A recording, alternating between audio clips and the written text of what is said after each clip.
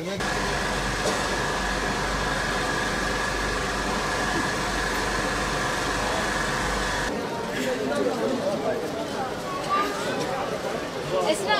gayraya bakmıyor.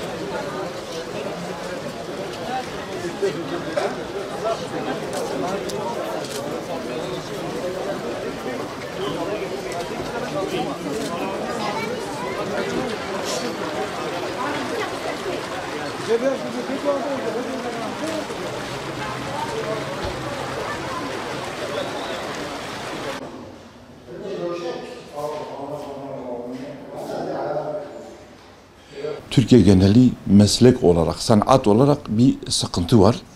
Yani o konuda kalifiye eleman sıkıntısı var, yetersizliği var. Bizim ailelerden, gençlerimizden isteğimiz, tavsiyemiz meslek liselerine yönelmeleridir. Meslek liselerine yönelmeleri hem iş sahibi olmaları hem sanat sahibi olmalarıdır.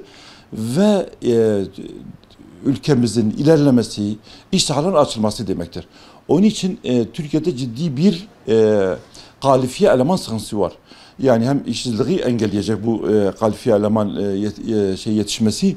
Genelde Türkiye özellikle Batman'da bu sıkıntımız vardır. Kalifiye eleman bulmada sıkıntı çekiyoruz. Tüm sanat dalları yani ya sadece bir dal değil. Bu çok önemli bir noktadır. Ailelerden isteğimiz bu konuda ciddi üzerinde durmaları, çocuklarını doğru yönde kabiliyetlerine göre yönlendirmeleridir. Gençlerimizden de isteğimiz yani bu konuda duyarlı olmalarıdır. Meslek sahibi olmaları çok önemlidir. Yani bu işsizliğin azalması demektir. Çünkü işsizlik, meslek eğitimi işsizliği önleyecektir.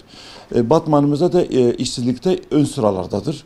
O konuda biz ailelerimizden, gençlerimizden isteğimiz, talebimiz, tavsiyemiz.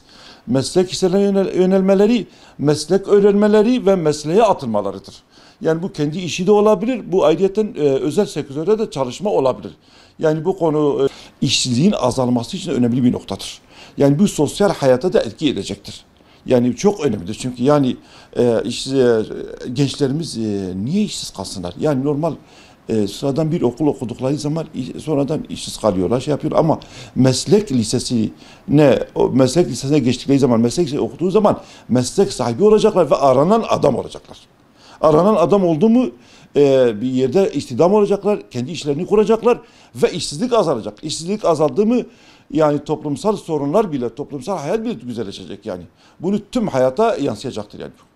Biz Esnaf Sanatkarlar Odası olarak esnaflarımızı gezdiğimizde, iş yerlerimizi gezdiğimizde kalifiye eleman sıkıntısı çektiklerini söylediler. Yani bu şey olarak yani mesleki olarak, sanatsal olarak yani kalifiye eleman sıkıntı çekiyorlar. Biz de Esnaf Sanatkarlar Odası olarak bu konuda bu sıkıntıyı gördük ve bunu dile getirdik. Yani onun için biz gençlerimizden bunu talep ediyoruz. Yani bu sıkıntının bitmesi için, bu boşluğun doldurulması için. Yani bu ciddi bir konudur. Tüm ailelerimizin ilgilenmesini istiyoruz, eğilmesini istiyoruz.